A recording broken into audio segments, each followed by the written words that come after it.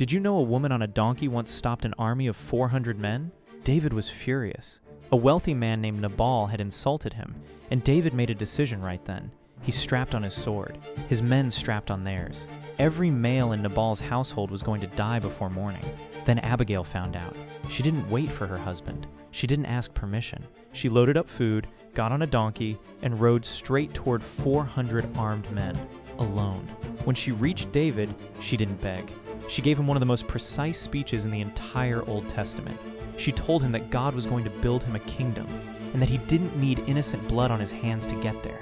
That his enemies were God's problem, not his. David stopped. He actually stopped. In one conversation, Abigail saved her household from slaughter and saved David from becoming a murderer before he ever became a king. God used a woman on a donkey to protect the future of Israel.